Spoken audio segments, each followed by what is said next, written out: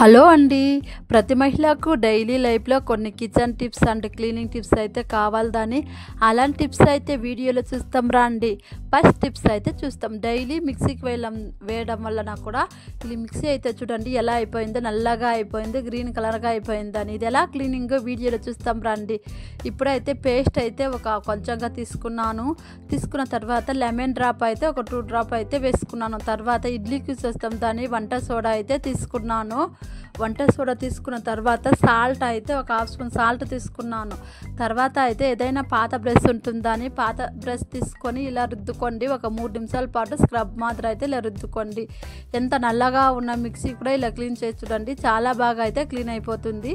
ఒక 3 నిమిషాల పాటు ఇలా రుద్దుకోండి. రుద్దుకున్న తర్వాత మిక్సీ అయితే అప్లై చేసుకోండి. చూడండి ఇలా అప్లై చేసుకొని మిక్సీ అయితే ఒకసారి క్లీన్ చేసి చూడండి, చాలా బాగా అయితే రిజల్ట్ అయితే కనిపిస్తుంది. ఇదే అయితే ఒక 5 నిమిషాలు అయితే క్లీన్ చేసుకోవచ్చు.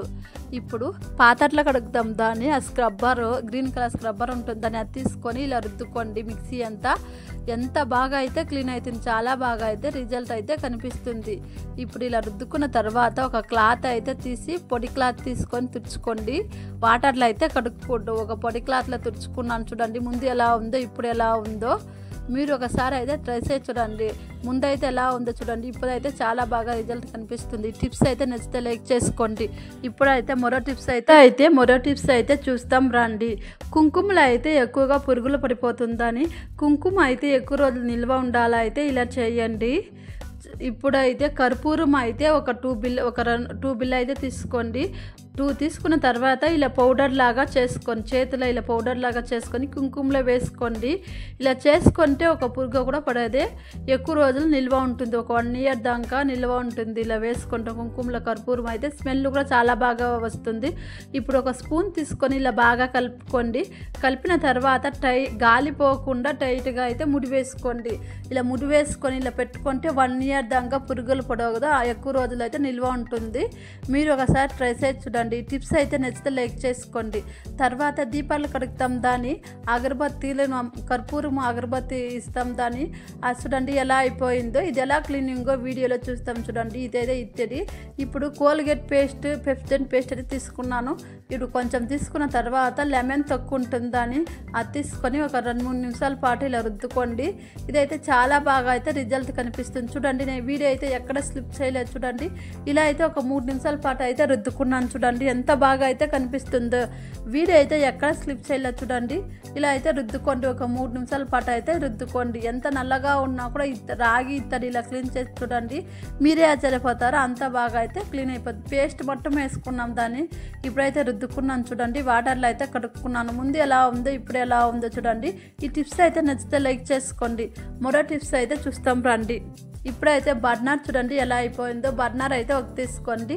తీసుకున్న తర్వాత ఒక ప్లేట్లో పెట్టుకోండి. ప్లేట్లో పెట్టుకున్న తర్వాత పేస్ట్ కొంచెం బర్నర్ పైన అప్లై చేసుకోండి. అప్లై చేసుకున్న తర్వాత స్క్రబ్బర్ తీసుకొని ఇలా రుద్దుకోండి. ఇలా ఒక 3 నిమిషాల పాటు అయితే రుద్దుకొని చూడండి. మనం రుద్దితే అప్పుడే మనకు చాలా బాగా అయితే రిజల్ట్ కనిపిస్తుంది చూడండి. ఎలా ఉందో గ్రీన్ కలర్గా వస్తుంది చూడండి. ఇలా రుద్దితే ఎంత బాగా అయితే రిజల్ట్ అయితే కనిపిస్తుందో. పేస్ట్ వేసుకున్నాం దాన్ని, పేస్ట్ వేస్తే చాలా బాగా అయితే రిజల్ట్ అయితే కనిపిస్తుంది.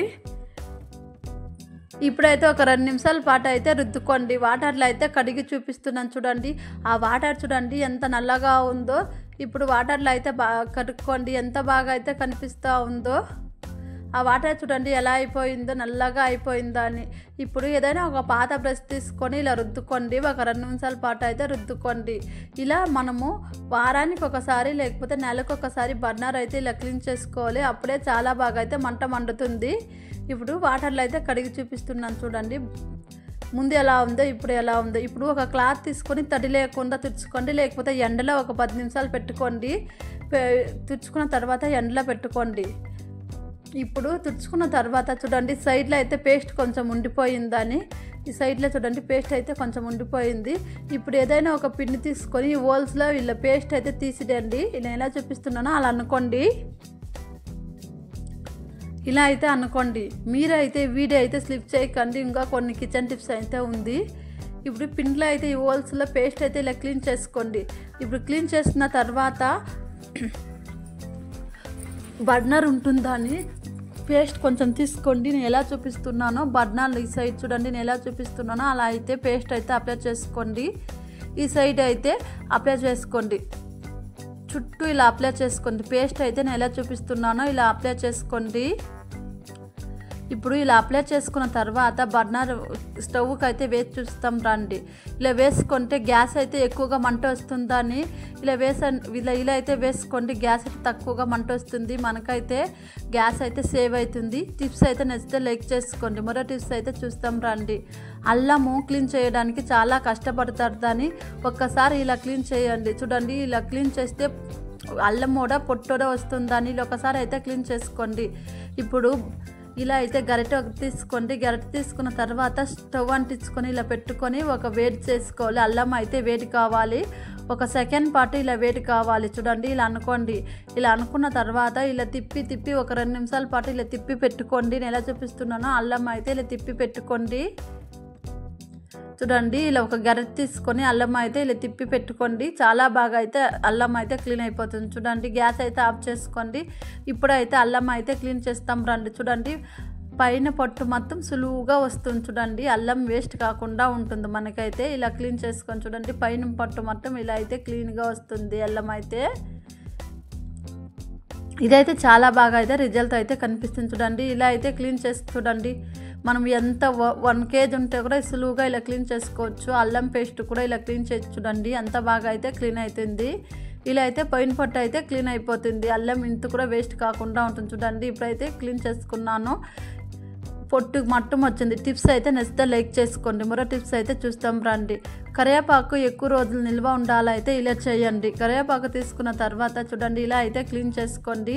రెప్పలుగా అయితే ఎలా చూపిస్తున్నానో అలా అయితే క్లీన్ చేసుకోండి. ఇలా చేసుకుంటే 1 month దాకా మనకు ఎక్కువ రోజులు అయితే నిల్వ ఉంటుంది. కరివేపాకు అయితే 1 month ఉంటుంది, ఫ్రెష్గా అయితే ఉంటుంది. ఇలా క్లీన్ చేసుకున్న తర్వాత ఒక ప్లాస్టిక్ బాక్స్ ఏదైనా ఉంటే తీసుకోండి.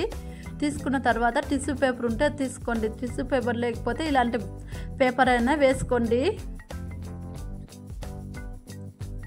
ఇలా పేపర్ అయినా బాక్స్లో అడుగు బాగానే ఇలా వేసుకొని తర్వాత అయితే కరివేపాకు అయితే వేసుకోండి. ఇప్పుడు కరివేపాకు వేసుకున్న తర్వాత పైన కొంచెం పేపర్ అయితే ఇలా వేసుకోండి. ఇలా వేసి ఫ్రిడ్జ్లో పెట్టుకుంటే ఎక్కువ రోజులు ఒక 1 month దాకా నిల్వ ఉంటుంది, ఫ్రెష్గా ఉంటుంది. ఈ టిప్స్ అయితే నచ్చితే లైక్ చేసుకోండి. మరో టిప్స్ అయితే చూస్తాం రండి.